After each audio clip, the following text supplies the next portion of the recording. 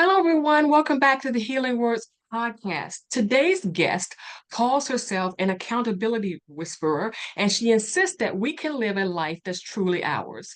Pamela Sylvan helps women in midlife harness their wisdom towards entrepreneurship, personal growth, and self discovery. On weekends, she's a van lifer and documents her adventures from Vancouver Island to Nova Scotia. Pamela's overall focus is aging well, boosting courage and confidence, and instructing on how to make the second half of life, incredibly exciting, abundant, fun, and fulfilling. Thank you, Pamela, for joining us today. Well, it's my pleasure, Pamela. We have two Pamelas up here, okay? I want to jump right into accountability whisperer. When I read that, the thing that popped in my head is that we have so many life coaches around. So I'm wondering if your term accountability whisperer is semantics, or is there something different that you do? Well, I had started out in the world of entrepreneurship and counseling, or basically working with women one on one in the basis of public relations and branding. They wanted to maybe have a side business, or they wanted to upgrade their professional presence and so forth. But what I started to discover was that they hit a wall or hit a ceiling, if you will. We did all of this wonderful work, excavating the words, excavating the brand, all of it, but couldn't quite trigger where they needed to go next. And even for myself, when I was doing some inner work with myself, you'd buy all the things, you'd buy the books, you'd buy the courses, you'd buy the retreats, you buy all the things, the outer things that you think are going to help move you or shift you. But what I've discovered, first with myself and then with my clients, is that something was always blocking. And usually, and not more than usually, actually, it's ourselves. We haven't been taught how to regulate ourselves. We are working under the umbrella of this regulation, meaning we are led astray and drift through emotional stuff. I call it stuff because it's different for everybody, but emotional stuff that's hidden from us. And the minute it's triggered, off we go again. So either through not having disciplined thinking, disciplined self-talk, disciplined action, we never quite reach the intentions in which we set for ourselves for the most case. So I'm working through this regulation with people to set the vision, trigger the vision, practice the vision to cross the line on the vision, and working where they might be tripping themselves up unknowingly. So the accountability whisper is taking that piece of, and I know people don't like to hear the word discipline much, but discipline is a freedom piece. It's not something where people are trying to hold you in place. We have to learn how to hold ourselves in place long enough to get what it is which we seek. And that's where I come in with that. Okay, excellent. And when I heard um, accountability whisperer, the picture that I got in my mind was this is not something that you are teaching them. It's innate. It's already in there. Like you said, it's blocked. So Yes, of course. you're not shouting, you're not shaking, you're No, whispering. I'm Yeah. helping you to remember aspects of yourself that may have been blocked for whatever reason. We all have gone through different cycles of trauma, either through developmental or shock or what have you. And I'm just here to help you excavate the powerful sides of yourself that you have, but you haven't been able or quite able to reach that part of yourself. And I take that from experience because for most of my life, I've stumbled through this piece and I knew there was something more. I knew I was better than this. I knew so many things, but I didn't quite know how to get to that part of me where a lot of this energy and power was residing. And no matter who I faced out there, I wasn't quite getting it. There seemed to be a gap for me. So I had to go in there and discover the gap for me personally and find my own medicine. So this is what I teach people how to do, to find what it is, because what it is for you may not be what it is for me. Right. So Mhm. the whispering part to which you allude to is helping you find and connect to the medicine which you already have. There's nothing for you to go get anymore. Right, right. And that Mhm. is major. The realization that we have it as opposed to Yes, having someone feed it to us or give it yes, to us. Now, absolutely. okay, so you work primarily with women in midlife. And I'm Primarily. wondering if you've noticed something that I've noticed, and I know you have. Midlife seems to have changed or shift. I remember, because sometimes I still watch the oldie channel, and I was a little bit addicted to the Archie Bunker show, All in the Family. Yeah. And I was blown away when I read something that said Archie and Edith were in their early 50s. That is what Mhm. midlife looked like back in the 70s. Yeah. Are you Yeah. seeing that change now? Absolutely. I remember my grandmother and my mother at the age I am now. And as I put my mind back there, I would consider them to be old women, not older women, but old women. And basically, that's where society couched you. You reached a certain age, your children had reached a certain age. So you had aged out and were put on a shelf. And the society that was back then, the 70s and before, uh, had written a script for women. Now, a script still exists, mind you, but we have Hmm. pushed out on the script saying, yes, we women now work outside the home. We women are we have discovered we are sexual beings and can hold conversation around what that means. We women are earning our money. We women can travel and so forth. I mean, there's a gamut of things we women have decided that we are now part of this thing called life and are making those tough decisions and important decisions for ourselves. So, like my mother worked outside the home, but primarily that was as far as her mind was able to go because the role and the script in which she lived was very, very concretized, right? Whereas for myself, watching my mother, I decided, and I know this might fall into another uh, question, but I'll just flow into it. I recognized that before I hit 60, my life was going to be played out fully, full on, because when I watched my mother die from cancer and waste away, and then that final moment where she was no longer here, I said, I too shall pass this way. I don't know the hour or the day, but this I too shall pass this way. And before I do, I will get some things done. I will do some things. I will experience some things. There is no waiting for the diagnosis to hit. There Right. is no waiting for the relationship to fall apart. It's now or never. And that's just me. I'm not having anybody else go this way. This is how I decided for myself. Everybody comes Right. to their own reckoning in their own way and in their own moment. That was mine. Right. Right. And more importantly, no waiting for permission. No, no, You better gosh, go out no. and do it. Okay. So you're right. We're leading into something here. You're a van lifer. Yep, Started out part-time. yep. Now you do it full-time. And okay, so I guess when I'm wondering if some people, when they hear van life, are they thinking you just take out the back seat of your truck and you just, hit the open road? Explain that to us. Well, Explain you what it is can. and why you decided to do that. Well, it's interesting how people sort of are so surprised by this. I mean, it's it's plugging into a nomadic lifestyle. Nomads have been on the planet for thousands of years, either through caravans crossing the deserts, or through the 70s, people got into their Volkswagen Beetles, or whatever it is. We've been doing this. We've been campers. We've been out there hunting and fishing and doing all kinds of things. The proliferation of this van life lifestyle became a big thing for people in their eyesight because of social media. It's on YouTube, it's on Instagram, all these show me your van kind of things. So people are now more aware of it, as I became aware of it myself.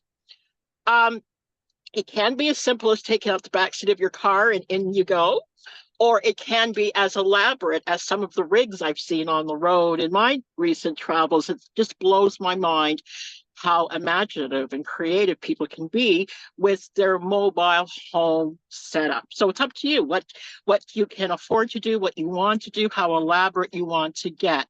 My decision to do this was predicated on the fact that I love to travel. I'm an adventurer. I need to see things. I need to hit the road. When I was in corporate life, I would look out my window in my office and just daydream about the day that I can get out of here. And then I just put that on paper. I didn't know how it was going to unfold. All I knew was that somehow this was going to happen. I didn't know it was going to be van life. Had no idea, right? Mm-hmm. Mm-hmm. Uh, the opportunity presented itself, and I just said, yeah. Okay. Okay. So you started in Vancouver Island. Yeah, yeah, British Okay. Columbia. Yeah. Okay. And you're headed And towards. well, before I headed anywhere, it was just a part-time thing. So we would jump in the vehicle and off we go exploring either the backcountry, logging roads, off-grid situations, mostly fall and winter camping. Mhm. Everybody that knew me thought I had lost my mind. Where am I going in the cold? You know, I think most people who aren't familiar with the term van life sort of either think you're homeless or you're sleeping under a bridge or you're sleeping under a tree or something like that.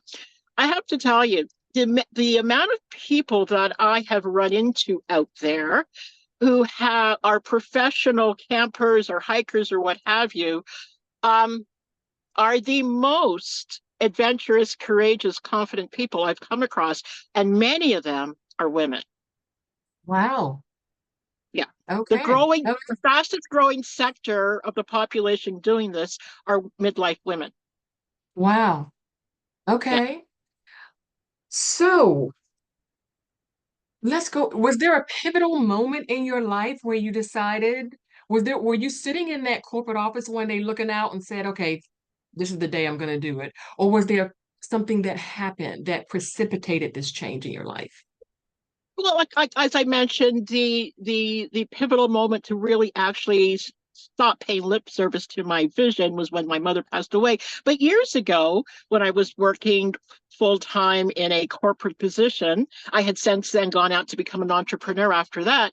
But knowing that this job, this situation, this chair, this office, this door, this set of responsibilities, I did it well, but it wasn't for me.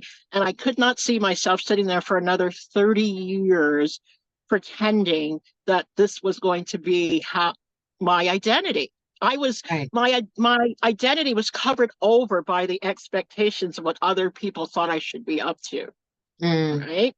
And it did not sit well with me. And I wasn't about to uh, keep living into a story that was making me miserable and physically sick.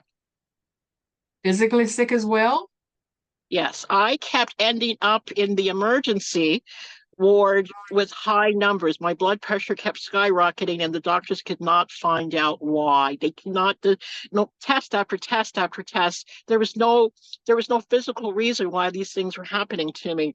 And at one point on one of my last journeys in the ambulance to the emergency, I figured it out. And I had a little conversation with God. And I said, if you allow me to walk out of here, because I wasn't supposed to walk out based on the numbers I went in there with. But I said, as the doctors were rushing around trying to get those numbers down, I said, if you allowed me to walk down out of here, I will change my life. I knew what I had to do. I had to stop doing the thing that was sitting on my heart, on my mind, and blocking my energy. And I Okay. did it. Okay. I did. You did it for you, and you also do it for other women. And you work primarily, like we said, with women in midlife. Yes. What are signs for a woman in midlife listening right now? What would be a sign that she probably needs to pivot? Is it always the bottom falling out? Is it always a divorce or a sickness? Are there other things we should be looking for? Well, a great sign would be this sort of low grade underneath unhappiness. You can't quite put a finger on it, but you know you're just not happy with your life. Now, I mean, we seem to have normalized this in our world where we settle for, put up with, say that's okay. Um, we say things like, "Well, I'm still grateful for. I'm lucky to have a roof over my head, food to eat, people that love me. So why am I complaining?" So we put up with. we don't understand that most of the stress in our life is the fact that we put a lot of energy in putting up with. And a lot of women, especially once their children are gone, continue to live the life, not knowing that they have normalized stressful living and have covered up their life. So that's one indicator that they might be in this pivotal point of their life. I call it the popcorn stage. They're ready to go. They just did a little extra heat. And sometimes the heat does come in the way of divorce, financial setback, um, a unfavorable health diagnosis. Things happen to prompt us because as human beings, we tend to sit until something comes and jabs at us. Then we make the move. All right. I try to get women to at least, if you can't find yourself making that big move, at least dream on paper. That's how Mm, I started. I didn't have to make any decisions, but I did it on paper. mhm, And I mhm. think that is what predicated my move. It's like, okay, I already have the plan. I don't have to try and figure out what to do next. It was just go time. All Right, right. right. The next thing that could happen for women is that they recognize time's running out. Now, we live in a world where, especially in our Western society, that our medical advances have allowed us to live longer and longer in a lot of cases. Hmm. But do we really want to be hustling at 90 and 100, as wonderful as that may be? Is that really what you're waiting for? Right. A And what is lot of your people think, quality of life going to be? Right. yeah, yeah, a lot of people think they have all the time in the world, and that's just not true. We've seen our parents and grandparents go. So why do we think we're going to be around forever? Hmm. Right? So Hmm. to keep in mind that we are not here for the long haul. So the pot of time you have left from now until that day, not even until your death comes, but until your quality of life starts to deteriorate, could be 5, 10 years from now, based on where you are. In that pot of time, what is the plan? What are you planning to do? Or are you just going to allow yourself to sit it out? And if that doesn't scare you, we really probably can't help you at that point. Wondering if some women are sidelined by the notion that looking out for, after spending years of looking out for everyone else, that attending to myself is selfish now. Mhm. It's selfish to go and possibly hire an accountability whisperer or a life coach or sit down and get my own count. Have you encountered women that thought that that was selfish? Well, of course. I mean, that was the indoctrination of women. We look after everybody else first, and anything to do with our self care or well being is, like, as you stated, selfish. We're not thinking of others. And yet, that's where the quiet resentments and desperation sets in because we see everybody else getting theirs, yet here we sit, right? you That's part of the self-care and the work, not necessarily going and getting your mani-pedi done, but raising your vibration to understand that you matter enough to start thinking like this. You matter enough to make plans because if you're not happy, no one else can be. And just to share another trigger in my life when my daughter was young, I remember her coming up to me and said, Mom, how come you don't smile anymore? And Hmm. this is before I did the big life change. And I thought if she could see it, I'm not doing a very good job of hiding this thing. Right. It was starting to bleed out all over the place, my unhappiness. And that's when I thought, I'm teaching her to stuff it. Wow. And I couldn't have that. That scared me. Yeah. Yeah. All right. I Hmm. was telling her, go out and do this, this, and this, and you'll be happy. Well, I did those things, and she's seen me not happy. I Exactly. went to school, I got married, I got the house, I got the job, still sitting there watching my daughter see me unhappy. Something went wrong. Exactly. And that is exactly where this generational behavior uh, starts. Seeing it as a child, thinking that it's normal, it's normalized, and then repeating it yourself. Absolutely. And I saw that in my family. I saw that in women around me in their, the women got together or the aunties and the grandparents got together in the kitchen. They're cooking, they're talking, you're listening, you're learning. and understanding that this is how life goes. But there was something in me that just, the sort of cognitive dissonance started to rise up in me that this just isn't it. Now I took a hit when I made these changes. Yes, people came against me. Well, what do you mean you don't want the house anymore? What are you going to do about that? My mother wanted to know, well, what are you going to do about the silverware? Silverware. You can take the silverware. I'll visit it on occasion. Yes, yes. Let's talk about taking a hit, because that women who are social beings, I wonder if they may keep themselves in a box because they know that, I'm going to have to answer for this. I may lose some friendships. I may be out here on my own. What is your answer? What is your response to women who fear taking that hit? And what other hits are there out there? Yes, you can very well take a big hit. I took a hit. I gave up my possessions. I did not even want to try and fight for all that stuff. I knew that all I needed was to get myself back. Then I can recreate what I lost and better. Right, That same year, I traveled to Europe and all of these things that I didn't do when I was stuck in that box that looked right. pretty from the outside, but Hmm. I was suffering. You will change friendships. A lot of people will leave you because they see you going after what you want and they can't find it within themselves to do it. So there will be a separation of it. It's all energetic. You just have to understand it's energy that you're dealing with. So there will be a time where you're walking in the valley alone. All right. But it's not to fear it, just like the Psalm says. Yea, do I walk to the valley of death, I will fear no evil. And it's Right, true. Just hold on.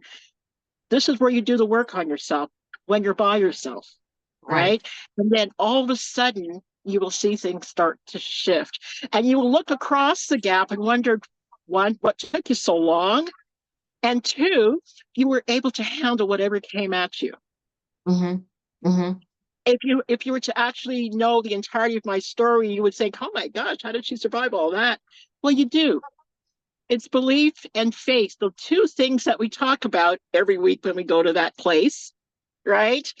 Yet we don't enact it in our life. So no use talking about it if you're not ready to walk it. Exactly. I remember reading something that said, um, for all of their talking about going to heaven, they sure don't want to go when it's time to go. Okay. Absolutely. Absolutely. Okay, so earlier you mentioned as a way to ease into your change, right before your pivot happened, you were actually writing things down on paper. And so Yep. that way you had it planned. But Mhm. you have literally written things down on paper now. Let's talk about your books, and Okay. let's go on and talk about those. You have one coming out soon. Let's talk about that one Yes. first. Yeah. Soul food. Soul food is a compilation of um, narratives. The narratives I wish I had when I was a young woman growing up and going through all the stuff that I went through. It's a style of self-talk, not necessarily affirmations in the way that we might know affirmations to be. It's a conversation. It's a conversation that I had with life one day when I found myself incredibly frustrated one day, and I just started talking out to the ethers and saying things like, look, you brought me in here as an intelligent, powerful, strong person. Why am I going through all of this? This makes no sense. Why can't I see what I'm supposed to do next? I mean, you have to tell me something because I refuse to believe that you brought me in the way you brought me in, and this is what it is. There's got to be more to this. So you better send a sign now. I mean, it was just crazy, crazy. But Right. what I understood from those types of conversations I was having it with myself. If God was listening, I knew I was having it with myself, but it was a powerful exchange and communication. It wasn't just mindless rote. All right. A lot of people keep saying the same prayer, the same. Oh my, no, conversation. So self, soul food are 100 um, insights and declarations to feed your inner life, Okay. because our life is about communication. Hmm. What is in the inside going on through thoughts, feelings, and emotions is what flows outside, Exactly. right? Hmm. And it's like I grew up in a household of three siblings, myself and two younger brothers, same parents, same set of circumstances, yet all three of us came out differently. It's the stories and the perspectives and the context that we received differently. It made up our inner world in which we acted outwardly. Oh, right. I totally understand that. I totally understand that. I write Christian fiction. I have a five-book series, and it's called the Inside Out series. And the Yeah, tagline is because change happens from the inside out. A lot of times we buy a different car, we move to a different neighborhood, get a different job, get a different partner, thinking that this outward change is going to affect something inwardly, and that's just not true. or have children. Some people get pregnant to shift their energy, Right. right? Oh, But it's going to last a shift, minute, all right. Right. not quite the way you thought, right? Exactly. So Okay, so that basically, so sorry about that, but soul food is just an opportunity to use words to help shift the energy flowing that's already flowing inside of you. and when does that expected to drop? That will drop June 15th. Okay, excellent. Okay, so you have another book and then two journals. Let's talk about your two journals, please. Okay, one is called 80 Things Not to care a flying fig about and what to do instead. Now, especially as women, we're really good at talking about stuff. We're really good at sharing the news about things and people. But what we're not very good at is coming up with now what? Right? What should we be doing instead? So I brought 80 things to one's attention, 80 ways that we might be negatively affecting ourselves, our world, or other people, and what to do instead. And it's an opportunity. So you're basically co-writing the book. I give you on one side of the page, I set up the fig, right? The thing that you're tripping over. And then I give you the solution, and then I give you a little bit of a declaration that you can use. And then on the other side of the page, I give you an opportunity to start writing out some things that are flowing through you, because you always hold the answer. It just takes Oh, somebody to start the ball rolling. So I am the whisperer to start the ball rolling, and I'm giving you an opportunity then to fill in what's good for you, not good for me, good for you. perfect, perfect. And the Deep Soul Journal? The Deep Soul Journal is what's coming. Oh, sorry, I used soul twice. Deep Soul, I love it.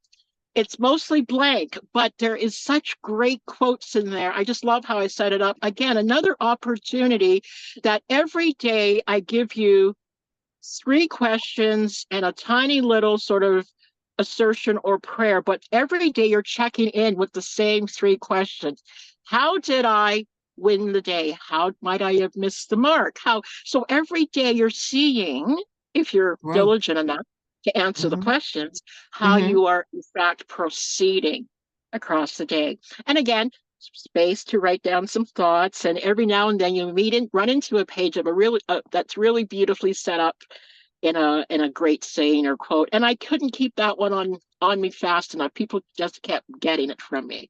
My daughter Hmm. herself even bought the whole set, and she says, "Mom, you have to send me more. I'm filled them all up." That's wonderful. That's wonderful. What a way to track your growth, to track your Yes. progress as well. Yeah, Hmm. Hmm. asking the same questions, because we sometimes jump off or slide away. We're very good at sliding away from ourselves. We don't want to see, we don't want to hear. I can't hear you. Very good at um, putting in, we're very good at scrolling. We're very good Yeah. at replacing the uncomfortableness of our lives. Yeah. Absolutely. Absolutely. So where can okay, so if some of a woman in midlife is listening to you right now and says, I think I want to with Pamela? What she's saying is making sense. What does that look like? How does she contact you? And what can she expect? Well, I am I you can find me anywhere online. I mean, that's first of all an easy thing to do at Pamela Sylvan. My website is pamelasilvan.com, but I have a series of uh, writings and digital downloads people can get on my Tiny Transformation site. When they go to my Pamela Sylvan page, it will take them to all of these things. I have two YouTube channels at Mentor Pam in a Van. That's my van life travels, and I have Natural Mojo, another channel where I do just teaching on these kinds of matters. Uh, So the trail starts at pamelasullivan.com. Okay, excellent. And I will put all of these ways to contact you in Mhm, the liner notes. Okay, mhm, so we're at the point of our talk where I ask you the same 5 questions that I ask all of our guests here. We are the Healing Words podcast. So I ask 5 questions, one from the first letter of the word words. And I want to base this on your newest book, this one that's coming up, okay. The Soul Food, that's coming up on June 15th. When did you know that you were going to write this book? I knew that this was a book. What are we in May? In Yes. January. In Okay. January. Yeah. And so I started writing it around the middle of January. Um, I was camping at the time, and I love sitting out in the forest. I mean, I in on Vancouver Island, you have access to the beautiful rainforest there. And it's such a great place to be. So I would sit there and I would just stare almost in a sort of dissociated manner and knew that myself and these trees were in communication. And I know when people hear that, they just think, but if you think about it, what else is communicating with you but the life that surrounds us? Mm-hmm. And that's where the thought for food for our soul is out here. Mm-hmm. Let's start feeding ourselves what we need to hear, not what is Right. being given to us, which basically is just about everything. Right. Take Right. Right. responsibility for what you consume. Mm-hmm. Mm-hmm. I want to back up 1 minute for a question that just popped up for me. In your experience, is midlife different for Black women? Is there any difference there? Let me see. Um, Maybe in the way that we might go through our relationships with our others, Mm-hmm. how that's handled. That's from what I've seen with in my own family circles. I find the women, as I can only speak from what I've experienced or saw. I Mm-hmm. don't have research around the topic to speak to, but the women in my family, they really flew into more confidence. They grew more confident in themselves. They had gone through a lot, especially as we Black women tend to do. We go through a lot in our wisdom gathering. So by the time we reach a certain age, I mean, I'm 60. So at this point of my life, it's about, you know what? I look back on the landscape of my life and saw all that I've done. Now I can still wear my dangly earrings and do all that I'm doing and walk with the wisdom. And I can choose to unleash that wisdom in any way that I wish to do it. And I'm not the old lady. Okay. That's to me how we, as Black women, we I think we Black women, oh geez, I could be putting my foot in it here, I don't know, that's a tricky question, but but as a Black woman, I think we have a lot of flair and a lot of that particular type of energy that we can choose to plug into and use and add that color and boldness that we can really bring the juiciness to life as a Yeah. wayfarer. Yeah. Yeah. I can see that as well. Whereas some of that energy and juiciness might have been disparaged if we were younger, when we were younger, it's not now. It Well, is welcomed as wisdom. It mm-hmm. presents as wisdom. Mm-hmm. Yeah. It all Because depends how it's positioned. It's a tough one. It's a tough line to walk. And if you do it well, it's a beautiful thing to behold. yes, yes. I think I see it in people like Angela Bassett. Yeah, Yes. yes. Yes, and Viola Davis, and just there's a plethora of women who are now representing that in a way that we hadn't before, and they have crossed barriers and lines with it. So they are seen across the spectrum, not just for us anymore, Right. Exactly. which is a beautiful thing. Wonderful. Okay, so we did W. Let's do O for so you started writing this in January. Now for the Mhm. O, we can do obstacles. Did you face any particular obstacles, inward, outward? You're riding in a van. Um, or how did you organize your life? That's the other O, so that you can get this particular book written. The obstacle was myself. I was going through so many different changes at that point, down loading my life into a different way of being. I was starting to sell all my things. So there was a lot of mind stuff that was going on, but I still wanted to write. I still wanted to write. I still wanted to write the book. I didn't want it to be an aside because my life was shifting and morphing.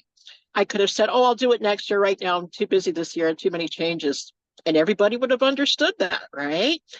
But for myself, I held myself to a standard where, yes, my life is changing, but it doesn't mean I can't find time to carve out space to write. And actually, being in the van the way that I am helps Mhm. because I'm in a smaller space, less distractions around me to go here, there, clean this, and that, and the other thing, and I'm inspired by my surroundings and the places that I go and the things that I see. So actually, the mobility of van life has greatly helped me write the book. Okay, excellent. Okay, so for the R, we're going to talk about rear view. All these years later, knowing what you know, what would you tell Pamela, who was sitting in the back of the ambulance with her blood pressure elevated, or sitting in that corporate office looking out over the parking lot, wondering if this would come to fruition? What would you tell her? Just go. Life will catch you. You know this. You know it at a cellular level. You're staring too intently at what you see and what other people are telling you. You know this. You've checked in with yourself. I wished I had listened to that sooner as opposed to later. I spent too long trying to align to what I was hearing from my family specifically about how things should be, and not wanting to be the odd one. I spent a large portion of my life trying to align to certain pointers and markers in my life, and I didn't ever want to step outside of that. The Pamela that you see today is not the Pamela of years ago who was the good girl, Mhm. synonymous with doing all the right things, meeting all the markers, all of that stuff, not being the people pleaser, Yes, not wanting to make anybody upset. No matter how I felt about it, I would say yes to things, to do it, get it done, get it done fast, get it done well, all of that stuff. And nothing wrong with being empathetic to people, but not at the detriment of your life energy. And I exactly. wish I had changed that sooner. But you know now. I know now. And I'm not a mean girl. I don't want people to think, oh, she's turned into a monster. That's not it at all. It's Mm, understanding boundaries. right. And boundaries are healthy and they're needful. Very Because a needful. lot of times, and we talked around this, a lot of times people that chart their own course, that go inward, that follow their own lighthouse, head toward their own lighthouse, they're punished. Yeah, they're punished in some Yes. kind of way. The backing up, the verbal abuse, or they're punished, and that punishment is painful. Can I just Mhm. speak to that really quickly? Yes. Yes, when you pivot shift pull out from the way society's set up, yes, you will be punished for that, but for a very short time. Yes, there might be instances where people take things too far, but that's more of an anomaly more than the norm. The normal thing, and it's just like high school, if you're an outlier, yes, you will have that path to walk as an outlier. But people secretly look to you. All Mm, right. How did she manage to do that? What's going on over there? Maybe I should go see what's going on. People are looking for the lighthouses, the mm, voices of reason, the people, the way showers, the people that have walked the path, walked the path less walked or chosen. I'm putting myself up there, and yes, sometimes when you go first, you get the arrows in the back first, but that's okay. All it means is that you're stronger than you thought you were if you keep going and don't get scared and run back. All right. And look for the others that are doing it too, the like minded people, the community that are also walking so that they can share energy with you as you right. go. There you go. That's it right there. Hmm. Yeah. hmm. There it is.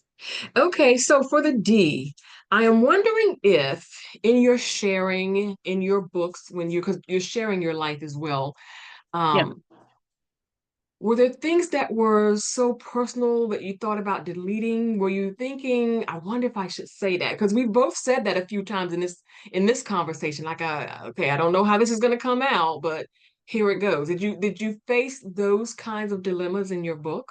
Oh, all the time. What I've learned about myself coming from the people pleasing, meek and mild female, I am now someone that speaks her truth, uses her voice.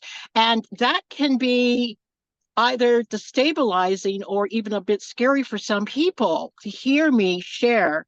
My mother used to be afraid for me when I would share because in those days everything was in the closet under the carpet, right? You don't share your business with people. But when I tell people about the 2 or 3 times that I was molested, the um, my father telling me that I will never amount to anything. I mean, very hurtful things growing up, the traumas that I had to go through as a young girl, you know, first touched at 5 and then, 2 other times. And my mother at one point would ask me, how are you not on drugs? How are you, Wow.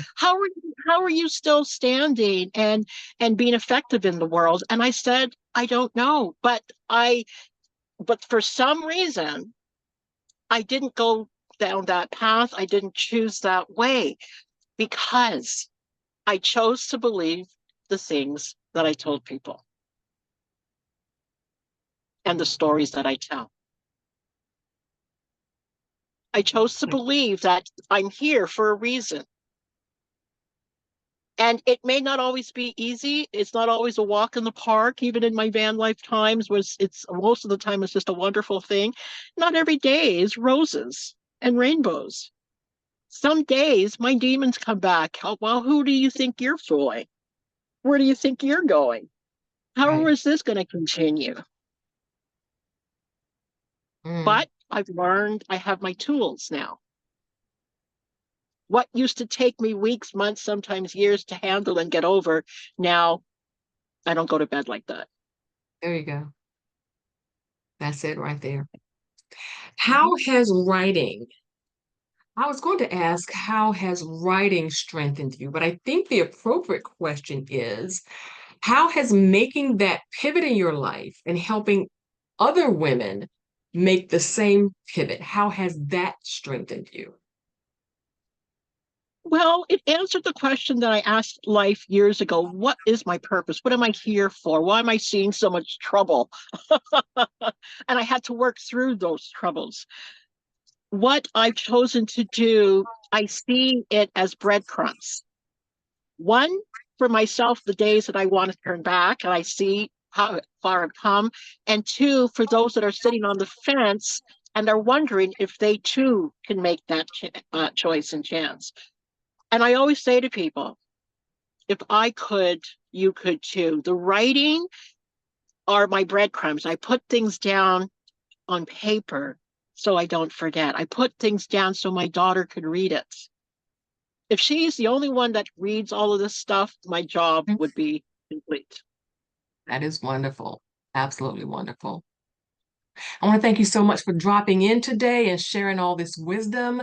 I'll put your contact information about how to contact you online and your books. I'll put those in the liner notes. Thank you so much, Pamela, and we will talk to you later. Thank you so much, Pamela. It's been a pleasure. Bye-bye.